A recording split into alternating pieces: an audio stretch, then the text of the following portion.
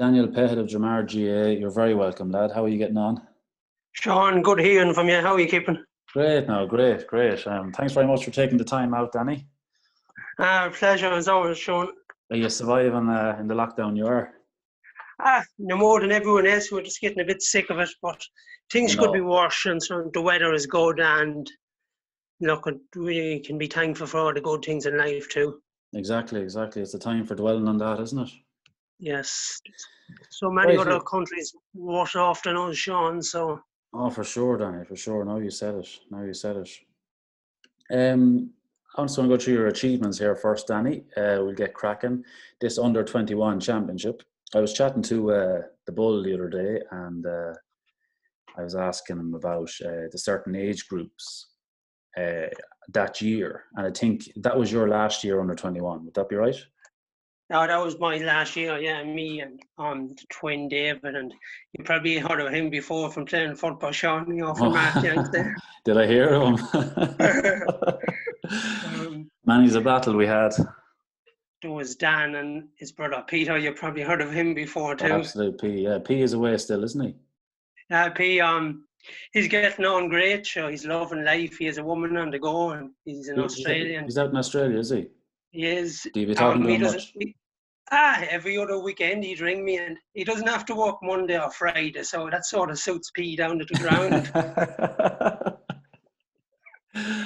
Oh, quit. He's not up in arms about it. No, I think he's okay. Yeah, Sean, that was 5 years. Dromard won 5 under-21 titles in a row. Yeah, when you stop and think about that for a minute, like five in a row was some achievement. I don't know if there's any bigger clubs in the whole of Ireland that ever done that before. I don't think so. So it was just a brilliant team, and great to be part of growing up with a lot of them lads for that sort of time, Sean. And having that success, yeah, because I think we were one of many teams that fell victim to that Dromard team, over those years. Because they were so strong and so consistent. And the most impressive thing was that you kept it all together. And there was probably very few missing off each of those campaigns. Yeah, well, I think I didn't feature much of any of the under-21. Gavin was in goals, he was a very good keeper, so we don't go to keep it. What did that one mean to you then? Sure. I suppose 05, it was brilliant, especially, with David playing, and he scored he got the point to put us ahead near the end, and it was a great lift for even me, and then I think it was Smiley that got the clincher, so been friends with all them young lads when I was growing up, playing under 8s and 10s and being in each other's house. It was just great to be a part of it, even if I wasn't on the team. I know, and fair play. And it's funny when you mention the two boys there were probably two defenders at the times that came up trump. Oh, definitely, yeah. They probably wouldn't score now if they were 10 yards out now. So. We'll keep it positive. Very good. And I've seen here the schoolboy championship is a very unique medal. Actually, it's one I never got my hands on, to be honest. But it's a lovely one to have. Yeah, I think we played it. Go ahead, there, Sean. Yeah, how are your memories of that, or what do you remember from it? I think it was a team. I think it was Coot Hill, something we played, but we had Anthony Sheridan there in midfield, and sure, he was as big as a house back then, and sure. I think Dave was it was such a big man to have, and I think he was the main reason why we won it. Sure, he was just head and shoulders above everyone else. So. Yeah, it's funny. I remember on our schoolboy team too. Actually, we had Declan Cullum. Did you know Declan Cullum?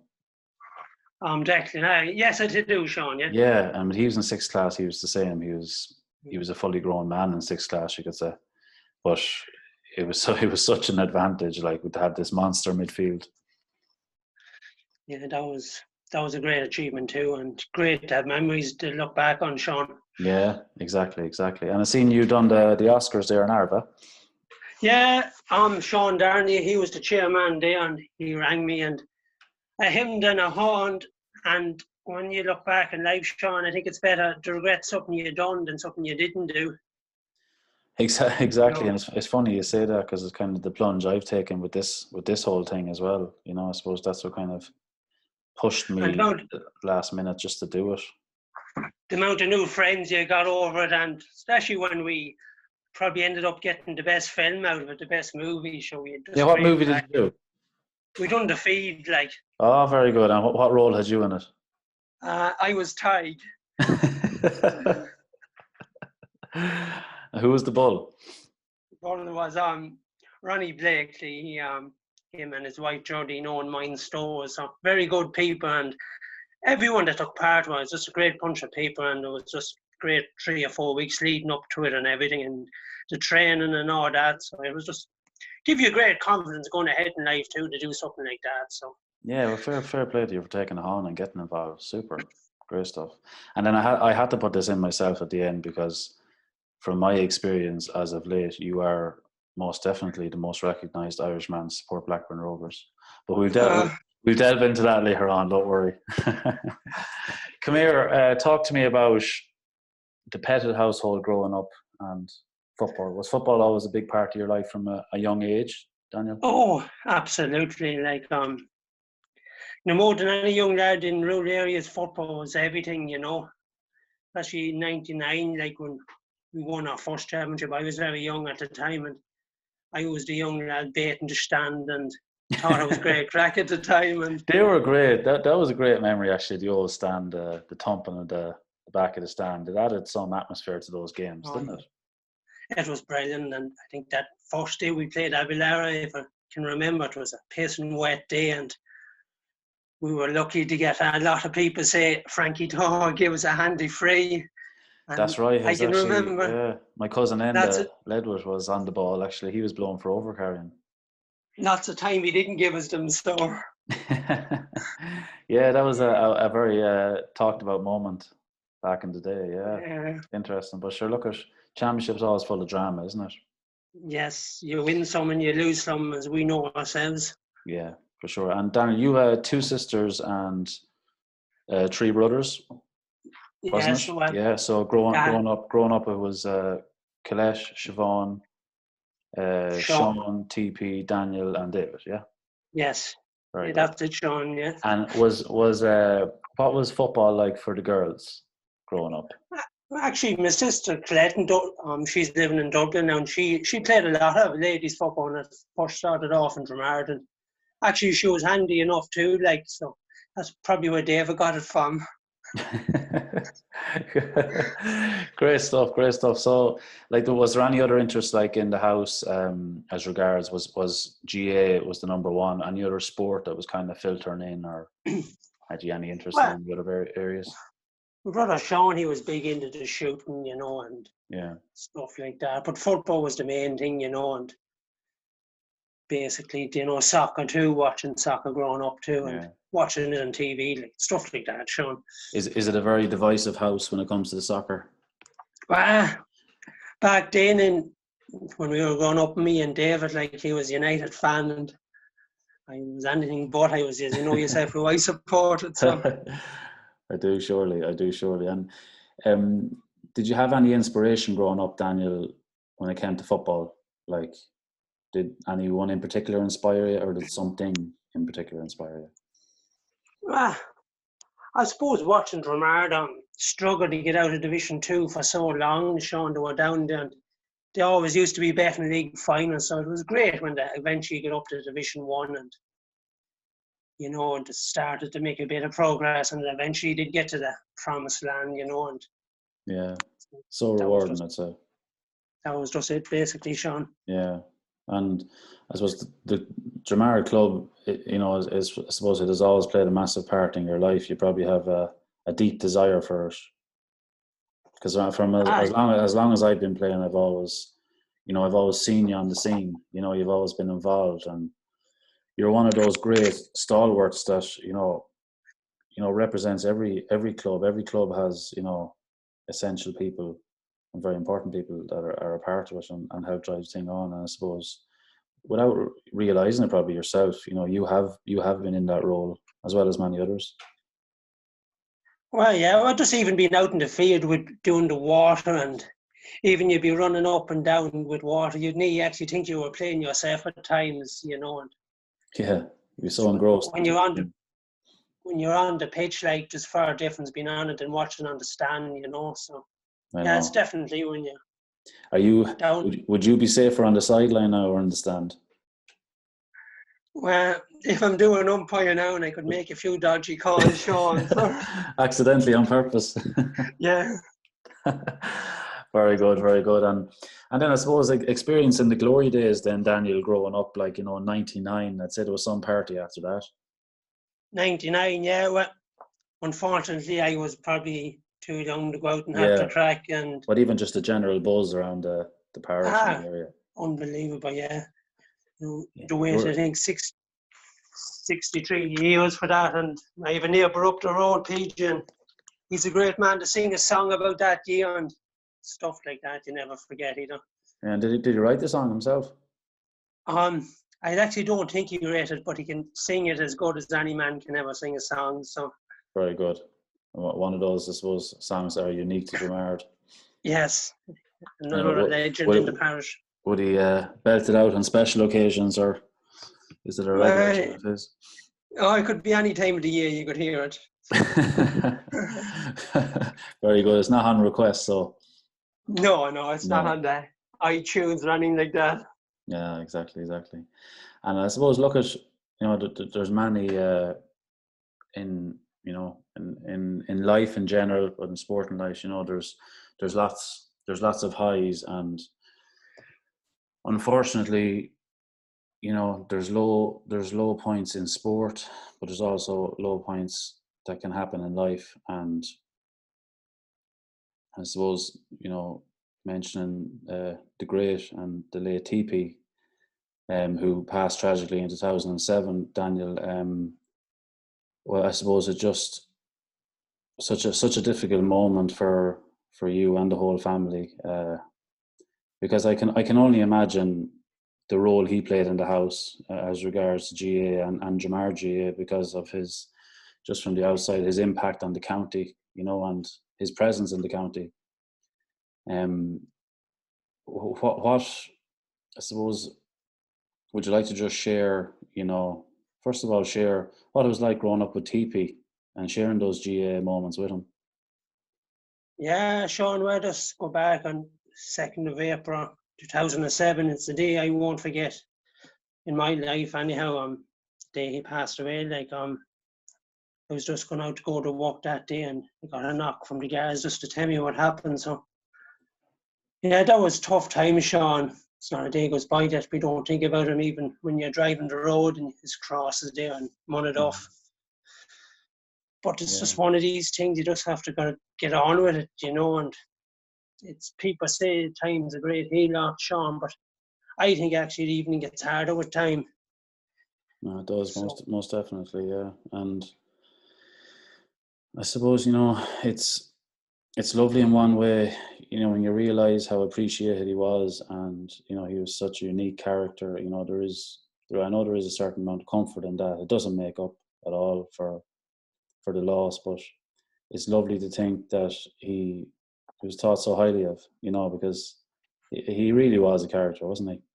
Oh, absolutely, Sean. He was loved everywhere, like, and he had a good out sense of humour. And he was actually a very good referee, and he was going to goal places there. And I think he was doing linesman in the Ireland Club semi-final replay on that day, probably with Derek Fahey, I think. And he loved refereeing, and he loved a bit of banter with the players, and I think they respected him more than he respected them, you know.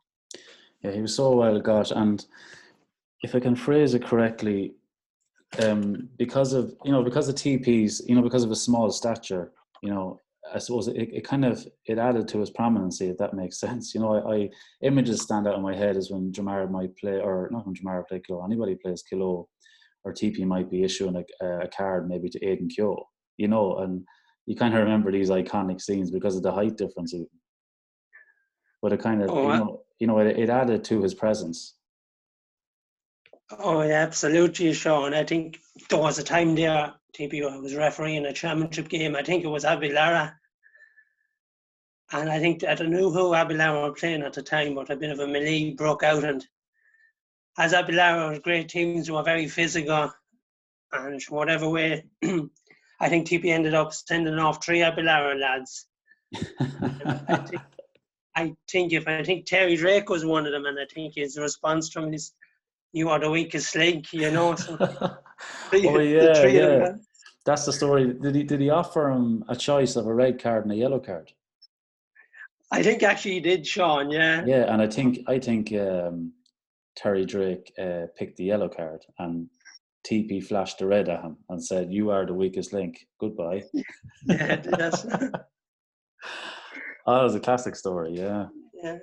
classic Yeah. story. And I suppose I'm curious, Daniel. Like, you would have seen, like, any referee. A story that comes to my mind now. And I remember when I was young and we were playing a league game against Arda, and Michael O'Brien was reffing the game, and I was on the ball, and I overcarried it, dubious enough, you could say. But you get frustrated as a player, and I remember I turned around and I said, for sake, Michael, yeah, if you can use your imaginations to, Right. the vocabulary I was using. But just as I said it, the whole place just seemed to go quiet, and you could hear every word clearly. And talk about a walk of shame up to be booked, for verbals. But ever since that moment, I was always kind of mindful of how you spoke to a referee. You can get very heated in the moment, very caught up, and say things you regret. But I suppose what I'm asking you is, you would have been in the house when TP came home from games. Like, how did he react with game? How did he deal in the aftermath of a game when he came home? Would you have spoke about it much? Well, being honest, Sean, you'd know himself. He'd be in bad form if he'd done a bad job on games. And, I often went to see him refereeing, and if he was, which every referee does, makes what you think is a bad call to be people shouting in at him. And you definitely know when he would have a bad game, as he'd be in bad humour. Yeah, And and he'd be I in suppose great form. he wasn't able probably just to push it to one side. It's a little thing, like, you never think, you can say these things in passing, but you never think about the impact it can have on a person. Like when he came home, so some fellas, it could be water off a duck's back, but then somebody else can dwell on it. And, and I'm sure TP, like other referees, he experienced, I suppose, abuse of some sort on the pitch, and, he's, Ah, go on. definitely, Sean, but I just think he knew himself when he had a bad game, and he knew what he had to do himself to make it right the next time. Yeah. Would he chat to you openly about it, like, or would you kind of just get on with it, or would you be interested to chat to him, to ask him like what he thought, or? Definitely, Stan. But he'd normally just keep it to himself, and he'd know himself. Then if he read the paper next week in the Leader or something, if there was, Yeah. every club might have a club. At that time, nothing bad or anything, but you know yourself what way people to be talking in general, like, and word to spread around, and it eventually get back to the referees, and they say it to him, and he wouldn't need anyone else being in his head about it. He know himself that he probably made a bad call here and there. Yeah, you can lose the run of yourself sometimes when you're playing and watching, and I suppose since his passing, Daniel, like, how was football or sport for you since that? Like, was the same enjoyment there, or has there always been something missing? Well, I suppose, Sean, after TP passed away in 2007, that Dromard team made a commitment to themselves, the whole team and management set up, and everything said they were going to win that championship for TP. Like, and that meant so much to myself and David and our own family, being honest, Sean. Yeah, I know, and I'm sure a very bittersweet feeling as well, Daniel. Unbelievable, Sean, especially after we won it. We went straight back to the grave in mine, and it was just, even the celebrations for the days after it, it was just memories that I hope we might see again, win another championship, but God knows what happens down the line, Sean. I know. Savor every moment, and yeah, and you wanted so much for him, and you wanted that championship so much for him, and then you get it, and then you just want him there to be there to witness it and be a part of it. Oh, absolutely, Sean. Especially another great memories was them classes with Moorfield in 2007, Yeah. God, that was some Malee now, wasn't it? Yeah. I just was one thing that bugs me about that game, like ignore Islands. I just can't understand why he was sent off. I don't think he had any active part in that fight at all. That was a bad call by the ref, Sean. Oh yeah. God, they were crackers. Was it a trilogy? Was it 3 games? Yeah, 3 games. Yeah. God, it was cracking stuff. Yeah. And I'm just seeing the picture here. Daniel, in 2018, you're receiving a reward on behalf of TP. Yes. I'm just wondering, like, you know, when you receive something like that on his behalf, you know, what do you suppose what does it mean to you, or what are your feelings like in that moment, receiving a It's reward? very emotional now. Yeah, it's very emotional, you know, Sean. it's like it just draws you back again. Absolutely, Sean. You couldn't have put it any other way, you know. Yeah, I feel nervous even doing it, you know, even though it's not that big a thing, you're just presenting a trophy. But yeah, but it's just fair play along for GAA for doing that. A lovely acknowledgement, you know, that yeah, you know, another example of memories live on, and I think it's always very important always very important to mark it. And you seem to have a lovely case dedicated to him there as well. Yes, that's in Pearse Park, in the rooms in Pearse Park. So fair play to the Longford GAA for doing that too. Yeah, very good. He was a great one. No more than yourself, Daniel. Great people. Dromard, very lucky to have you. Very lucky to have you. Picture of Keno. Keno. Not that he was a popular character to you, I'm sure, but you have a great narrative to tell. Actually, this is a true story, and don't know how to phrase it right, but it actually involves TP too. It's around Halloween, and TP up to give him and messing around like that. He lit a firework in the kitchen, and he tried to get it out the door as quick as he could, but whatever way the door wouldn't open, he had to put it on the ground and put a frying pan underneath it, and the frying pan went up and made a big massive hole in the roof. So we didn't know what we were going to do. So no, rest my mother, she was there. She seen the funny side of it at the time too. And we had to get a sheet of newspaper and turned over the newspaper, and it was Roy Keane facing the ground. And so Lord rest Daddy, he came home, and he wouldn't have been the United supporter or Roy Keane supporter either. He just looked up in the roof and he said, "What is Roy Keane doing up there?" So. Oh God, that is gold. Yeah, that's actually a true story. I know. I'd say he used a certain term as well. Yeah, it wasn't what Roy Keane doing up there. No. Probably begin with an F, you know. Oh, I love it, Daniel. God, fair play for sharing that one. Brilliant.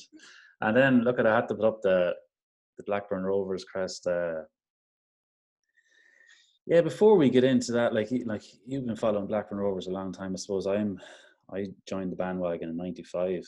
I always remember my father coming home from work one day and he planted an Alan Shearer magazine in front of me on the kitchen table, and from that day on, I was glued and obsessed. And then for a couple of years, I kind of when they got relegated and down to Division 1 and down again, then I kind of gave up for a while, and it reignited. And this is, I suppose, something with the GAA. Like with all the football I played over the years, I never got an opportunity to travel much, you know, or go over to a game. And within the last 2 years, like, and only for yourself, and I picked up an injury at the time, and only for knowing you and you know how good you are and how accommodating you are, like to bring me over. And I had one of the best experiences of my life over there. Like to go over with you on my first trip, meet the manager of the team, meet 3 or 4 players. Like, you know, I'll never take that for granted. Like, and I just appreciate how you looked out for me, and you know, brought me on a trip Oh, like not at that. all. And we've been over 2 or 3 times since now. And when you think about it, like, you get so consumed in the GA at times that, I actually could never see an opportunity to go away, at any time of the year.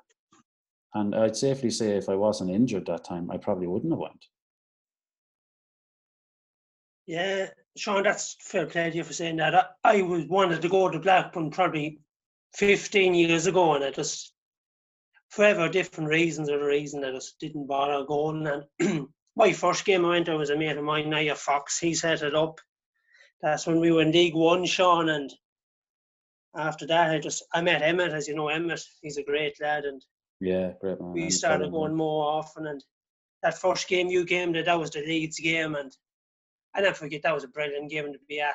And as you know yourself, that Saturday morning, Sean, walking up with the Leeds fans from the place we were staying in and having the banter with them and sun shining, and especially when Darrell Lanhan scored that late winner.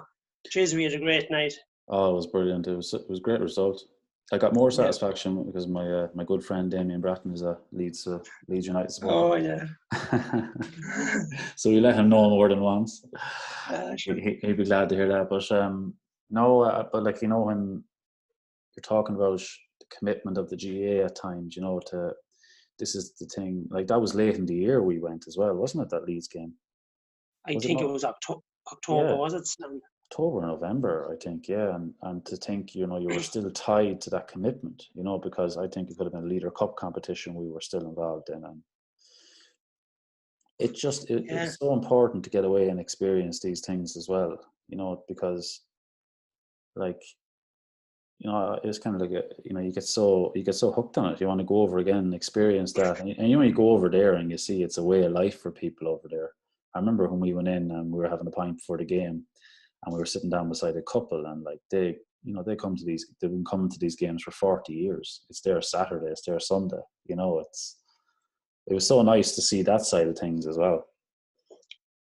Yeah, unbelievable, Sean. Actually, it's a place where I love dearly. If someone gave me the choice in the morning to go to Vegas for a week or go back to Blackburn for one game, I think you know which one I'd be choosing. I do, surely, yeah. and like, you always struck me with the impact you made over there. Like, I think every trip we went over, there was more and more people that knew you. I think Emma Cullen summed it up, actually. He said he's been going to Blackburn games for 20 years, and he said you knew more people after one game than he did after going to games for 20 years. So that says it all. Like, it says it all. Danny, on the spot questions for you. Right. Blackburn Rovers are playing for promotion. Dromard GAA are in the county final. Which game do you go to? I'm probably not going to be too happy with people around home, but I definitely have to go to Ewood Park. Would you? Yeah. I'm actually shocked. I thought I would have put money on you saying Dromard. Wow. Right. Very good. Very good. Very honest. Sorry about that, Stanley. Now. Don't be apologising to me. Apologising to people in Dromard. Don's not going to like that. No, absolutely not. No, but sure, look at. Yeah, but said now, you're honest. Yeah. As a betting man, Dan, you like an odd bet. What are the odds on the GAA returning this year, do you think? I think, Sean, they should just stop messing the people around and just tell them it's not going to happen. Because realistically, I can't see it happening. I can't see how it can happen. And you know yourself, Stan, there could be 7 or 8 club players willing to play and the other 7 won't. Referees mightn't do it. And yeah. So I think I think, Stan, if things are ready to go next February, and if to do away with the Burn Cup and do away with the McKenna Cup and FPD League and try and have the leagues ready to go for February. I totally agree with you. I think would be, every inter-county player, I think, would be happy enough for that. They can have the break now and be ready to go and try and move February back training and not have lads out, not have inter-county lads out playing football in January over in Barryman and places like there. I'm not saying there's anything wrong with Barryman's ground either, but it's more the season is long enough. Yeah.